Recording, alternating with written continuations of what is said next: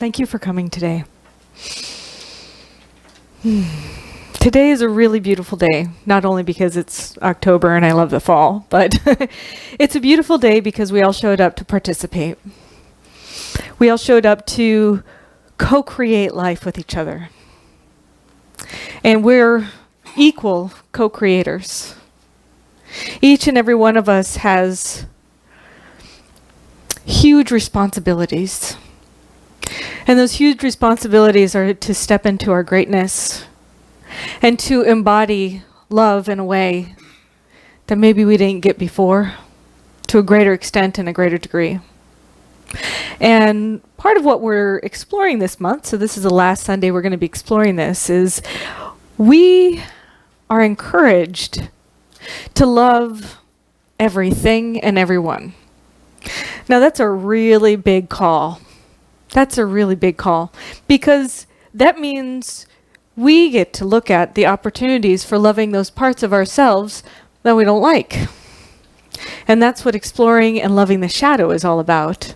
It's about opening to those areas of ourselves where we deny or we push away or we think that are not important. And yet those very things are underwriting everything that we do in our life. So I'm studying this book, The Dark Side of the Light Chasers by Debbie Ford. And the beauty of this book is it's caused a lot of stirring in me, I would say. A lot of stirring. Making me look at what I don't want to look at. And I know that if I'm supposed to be up here talking to you about it, then in order for me to be authentic and transparent as a spiritual director, I can't just tell you about it. I got to work through it too. And in order for me to work through it, then I really got to look at those areas that I don't want to look at.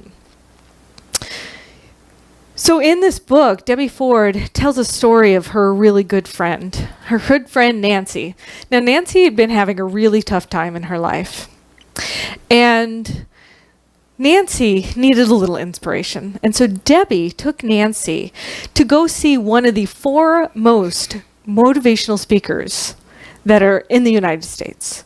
And they went to this amazing event, and Debbie Ford was there. She was like writing down notes, and Nancy was sitting there. And when they got back into the car, they were driving, and Nancy said, "Wow, that guy is such a loser." And she said, "Oh, really?" Debbie said, "Wow." She was shocked and surprised. And on the ride home, Nancy talked about how much he was a loser. She said he's full of it.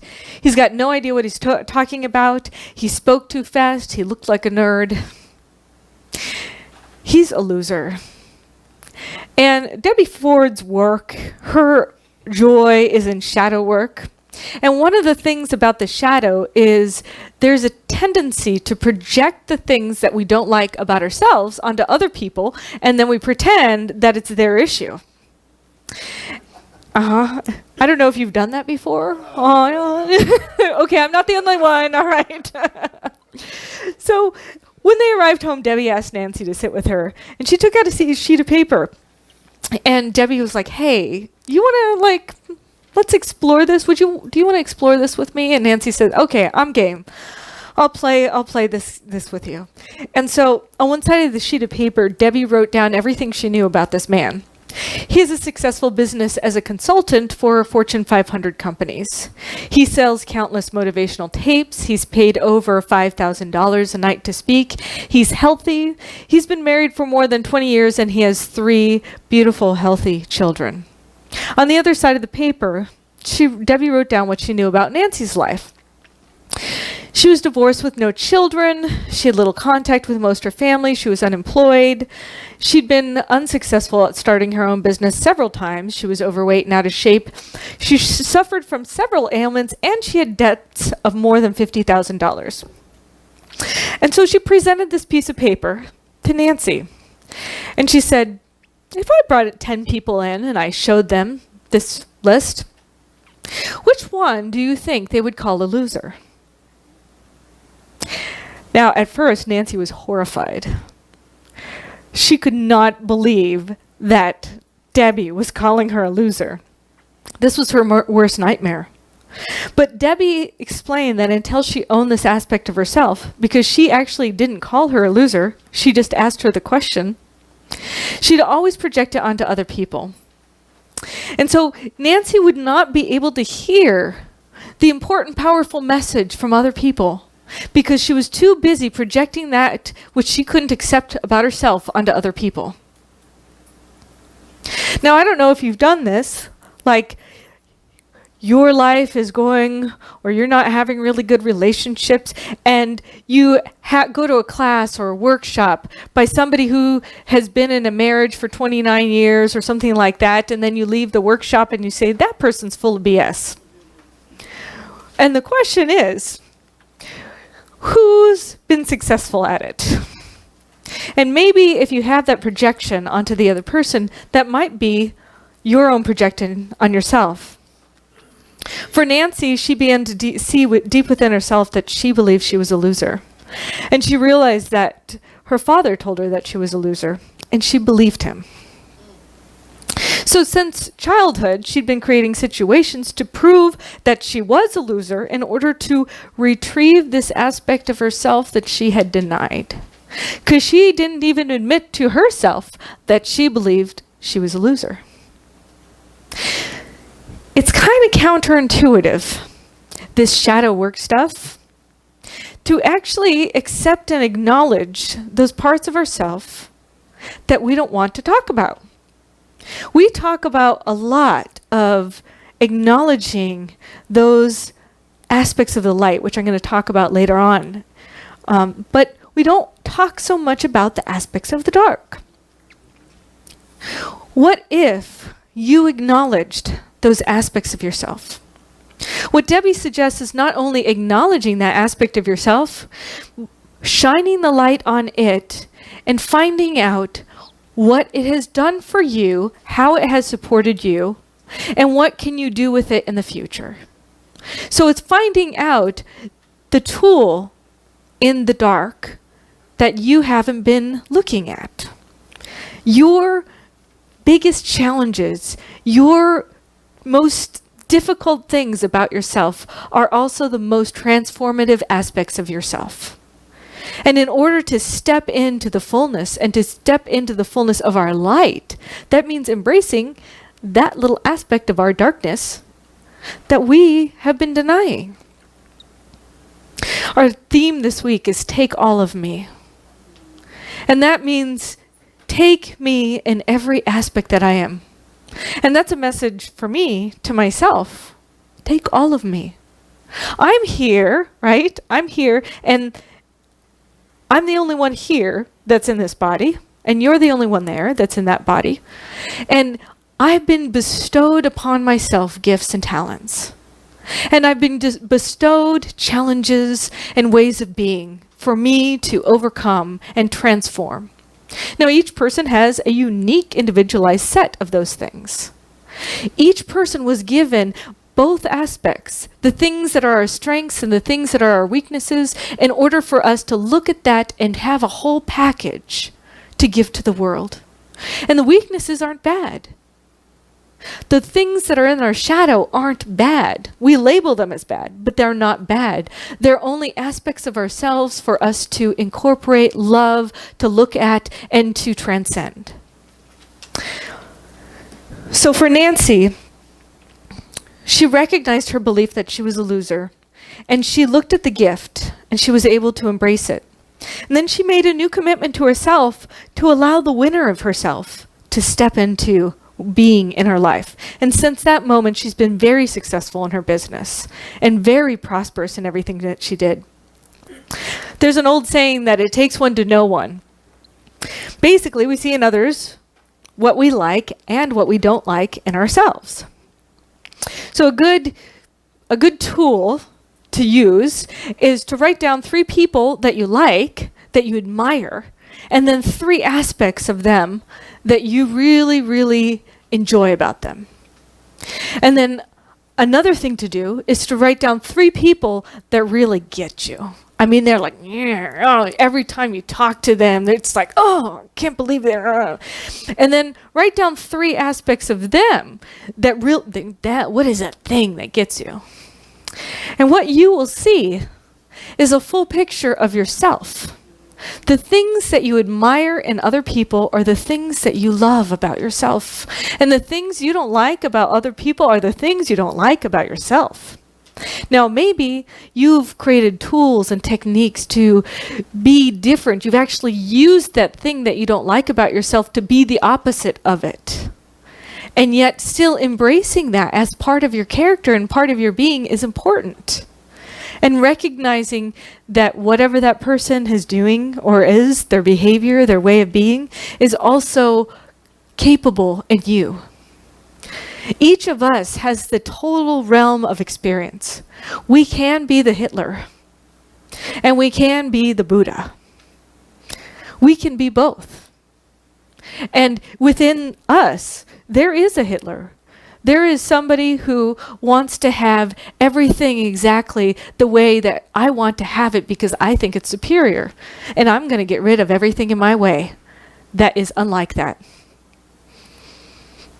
And there's something in us that is the Buddha that says, everything is perfect. Everything is love. Everything is exactly right, exactly as it is. There is no way except the way of just being. And every one of us has that inside of us. There's a Sufi story about a philosopher. He made an appointment to debate with the famous Nasruddin. He was a Sufi wisdom teacher. And when the philosopher arrived at his appointment, he found Nasruddin away from his home. He was infuriated. So the philosopher picked up a piece of chalk and he wrote, "Stupid oaf," on Nasruddin's gate. When Nasruddin got home and he saw this, he rushed right over to the philosopher's house. "Oh, philosopher, I had forgotten," he said, "that you were to call today. And I'm so sorry I missed our appointment. But I remembered our appointment the minute I saw that you had written your name on my gate."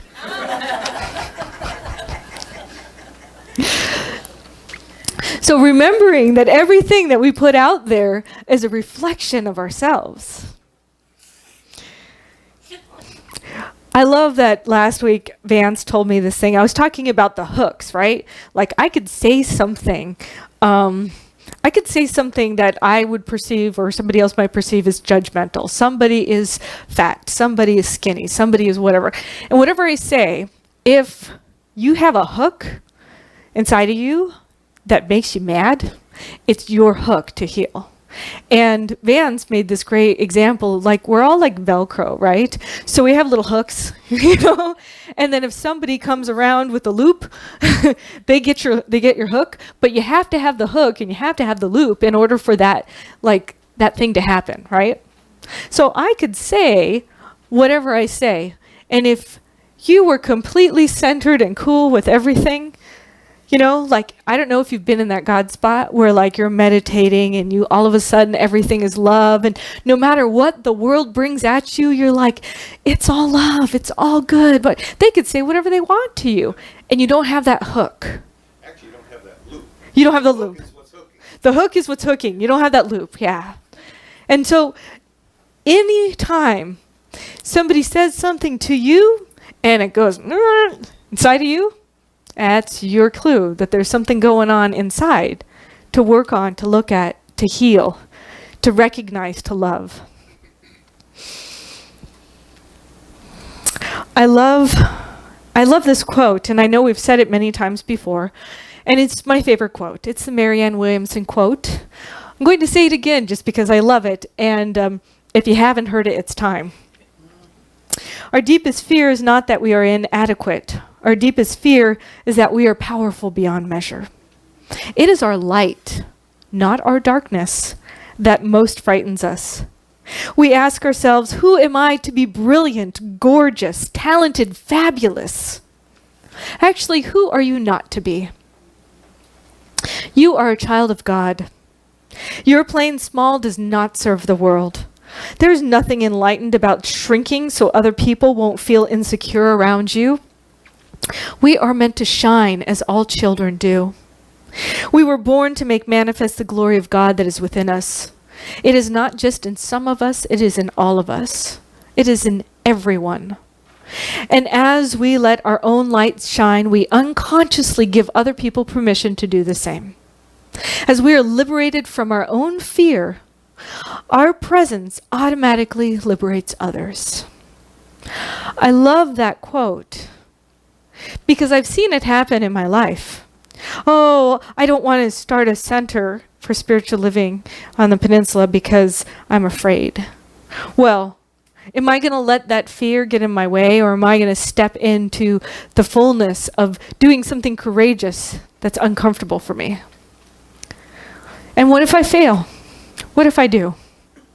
Then what? This was the conversation I had 4 years ago. What if I fail? Well, what if I do? I would be right where I started. But what if I didn't? What if you didn't? What if you succeeded? How great would your life be if you did? And even if you failed, wouldn't it be wonderful that you knew that you did it? That you tried? That's the most important thing. So for me, I was looking at the things that are my three big shadow elements that are very uncomfortable for me to admit. My big things are anger, crying, self-sabotage. I don't know if any of you have any of those shadow elements, but the first one, whenever I was a child, people called me very hot-headed because I was prone to tantrums. I was also very angelic, but I was also very prone to tantrums. And so they called me a hot-headed little girl. And so I learned that my anger, my expression, it was not good. And what I've learned is that I embrace my anger. I get angry. I get really mad sometimes. But there's a gift in the anger. The gift for me is there's a life energy, a life flow that I can release through that anger. And it also tells me when something inside isn't right. It's just a little barometer indicator on what's going on in me. It's just a tool for me to use so I can continue to live the life of my dreams. Because sometimes when something makes me angry, and it might be about the injustices in the world, it gives me that fire to take action. It gives me the fire to move in a way that I might have not had the courage to move in before. Because it's not okay that people are burning down churches. It's not okay that people are discriminating against LGBT queer folk. It's not okay in my book because I'm talking about a world that's about love. And whenever I get fired up about that, I know that I'm going to speak about love in a way that people get it. And so that anger is a tool for me to use. Crying. Again, when I got mad and angry, I would cry. I cried and I cried. And so then I got called, I remember, in, I don't know, elementary school, kids laughing at me and calling me a crybaby. And there was some point where I decided it wasn't okay to cry. And I literally did not cry from that point on until I walked into a Center for Spiritual Living when I was 21.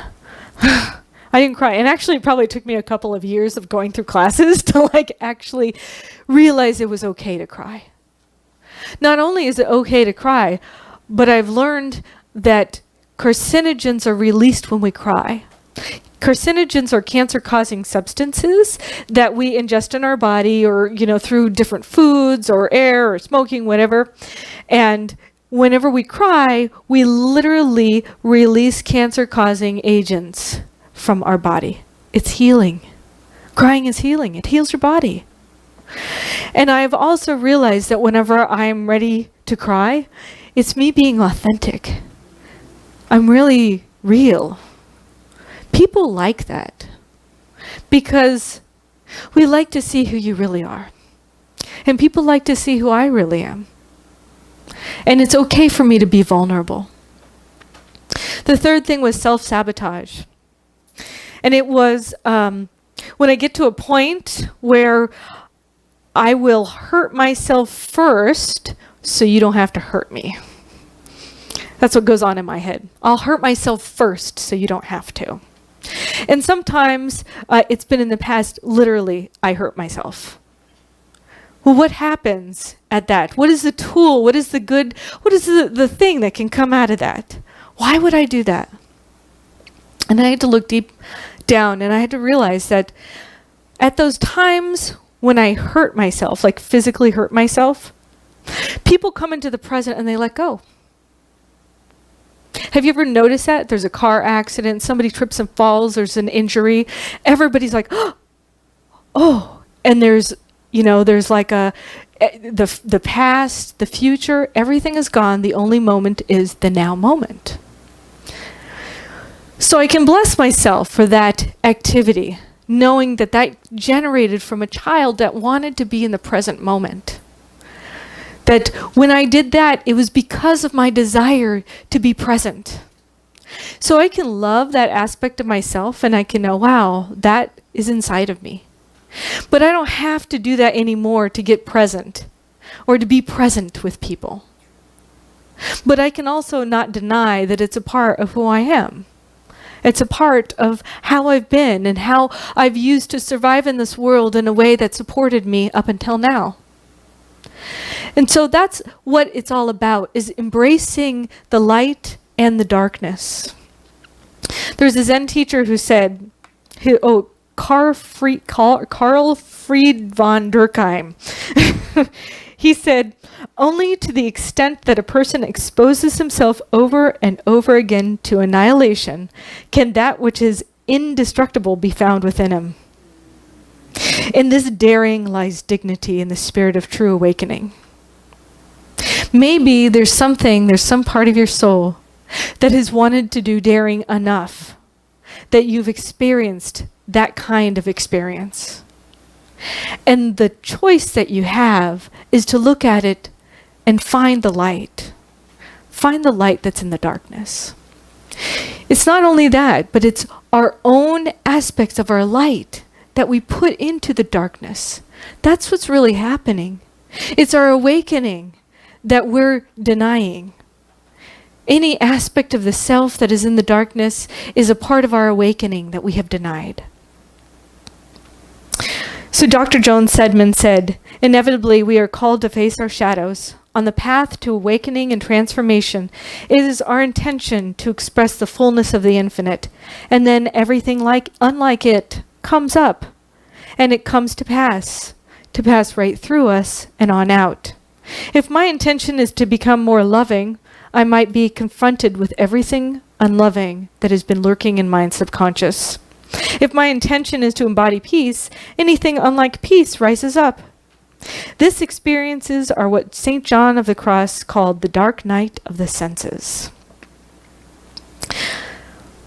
So I want to invite you to think about what are those aspects of yourself that you don't like.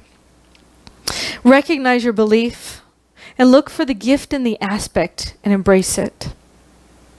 Own your light. Love all of you. Because you were created perfectly. And that perfection means even those aspects that you don't like. That's part of your perfection.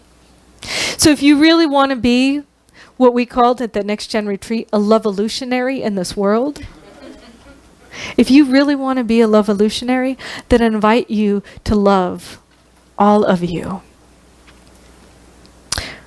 Who could you be if you could be all that? And so it is.